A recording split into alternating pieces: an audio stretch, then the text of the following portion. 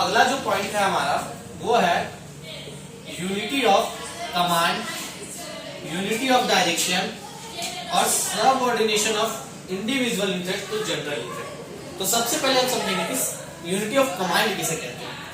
देखो वर्ड से समझ आ रहा है, यूनिटी मतलब एक और कमांड मतलब ऑर्डर देना, है ना। तो यूनिटी का मतलब और कमांड का मतलब तो हम समझ लिए। अब इसको बिजनेस के पर्पस से समझते हैं कि हम क्या कहते हैं। यूनिटी ऑफ कमांड का मतलब होता है एक इंसान को एक समय पे एक बॉस का ऑर्डर मिलना चाहिए। अगर इसे एक समय पे मल्टीपल बॉस ऑर्डर देता है तो ये काम को नहीं कर पाएगा, इनकम्प्लीट काम करेगा। ठीक है, अगर इसको एक समय पे मल्टीपल बॉस ऑर्डर देगा तो ये उस काम को टाइम पे नहीं कर पाएगा या करने में असमर्थ रहेगा या कंफ्यूज हो जाएगा काम को लेके कि कैसे करूं। लेकिन वहीं अगर इसको एक बॉस सिर्फ एक टाइम पे ऑर्डर देगा तो ये उस काम को आसानी से और जल्दी कर लेगा। एक छोटे से एग्जांपल से समझते हैं इस चीज को। सपोज हम किसी स्कूल में स्टूडेंट है और हमको एक टीचर ऑर्डर देता है कि जाओ, इंग्लिश का टीचर ऑर्डर देता है कि जाओ इंग्लिश के सारे टेस्ट कॉपीज लेके आओ। हम स्टाफ रूम जा ही रहे होते हैं, वही मैथ्स का टीचर आता है और वो कहता है तुम्हारे क्लास के मैथ्स की भी सारे टेस्ट कॉपी लेके आना। हम स्टाफ रूम फिर आगे बढ़े उनका भी ऑर्डर सुन के, अब स्टाफ रूम पहुंचने वाले होते हैं कि मिड ऑफ वे में हिंदी की टीचर मिल जाती है। वो कहती है मेरे को भी तुरंत हिंदी के तुम्हारे टेस्ट के तुम्हारे क्लास के सारे टेस्ट कॉपीज लाके दो। अब हम पहले जाए तो जाए किसके पास, और पहले टेस्ट कॉपी लेके जाए तो किसका लेके जाए।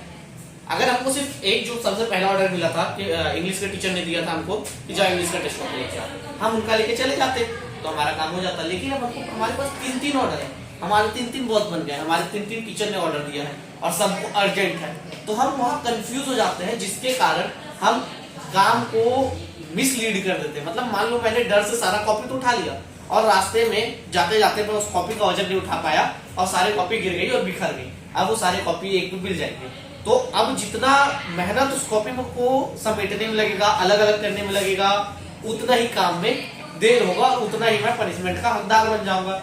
ठीक इसीलिए बोलते हैं कि अगर एक समय पे एक टीचर का मतलब एक बॉस का ऑर्डर मिले ऑर्गेनाइजेशन में तो एक एम्प्लॉय उस काम को जल्दी से कर पाता है। अगला है यूनिटी ऑफ डायरेक्शन। डायरेक्शन का मतलब तो हम सभी जानते हैं कि दिशा बोलते हैं हिंदी में, बट बिजनेस ऑर्गेनाइजेशन में दिशा का क्या मतलब होता है। यूनिटी ऑफ डायरेक्शन मतलब होता है एक डायरेक्शन। अगर ये इंसान है तो इसको एक ही डायरेक्शन दिखाओ और वो डायरेक्शन किस चीज का होगा, गोल को कैसे अचीव करें। मतलब इसको अगर ये कुछ काम गलत कर रहा है, कुछ गलत काम कर रहा है तो इसको राइट डायरेक्शन दिखाओ कि काम को ऐसे किया जाएगा और ये गोल अचीव होगा। अब मान लो कोई काम गलत कर रहा है और इसको पता नहीं उस काम को कैसे करना है, अब वहां एक बॉस आता है और इसको डांट देता है, तो हो सकता है इस इंसान के मन में नेगेटिविटी आ जाए जिससे वो उस काम को ये ना करे। हो सकता है ये हर्ट हो जाए और जॉब लेफ्ट कर दे, जॉब क्या कर दे, लेफ्ट कर दे, है ना।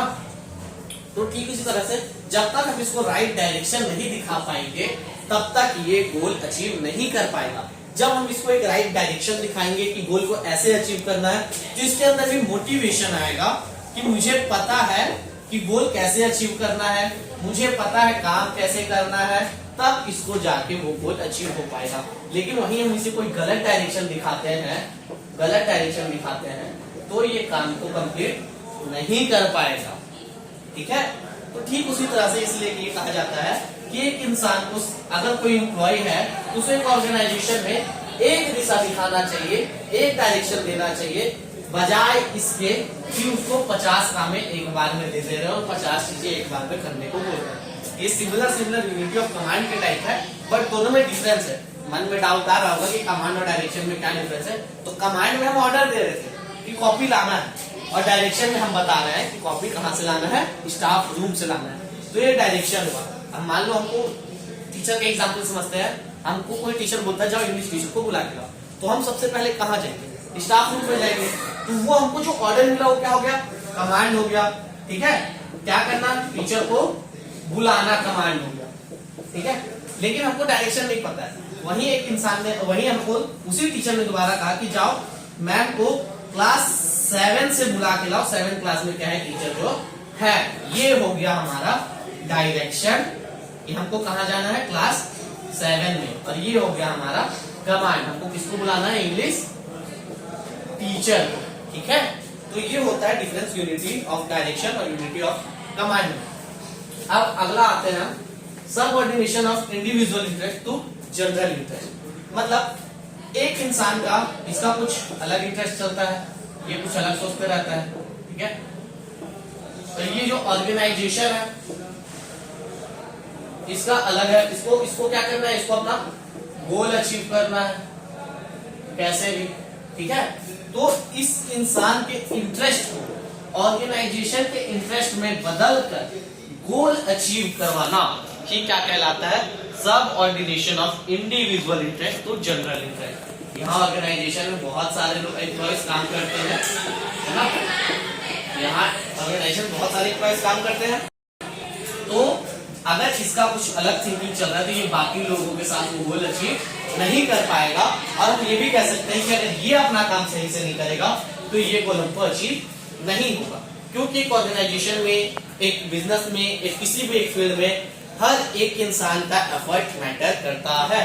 तो अगर इसका इंटरेस्ट कुछ है तो उसके इंटरेस्ट को पूरा करके फिर उसके इंटरेस्ट को ऑर्गेनाइजेशन के इंटरेस्ट में बदल के फिर गोल अचीव हम कर सकते हैं।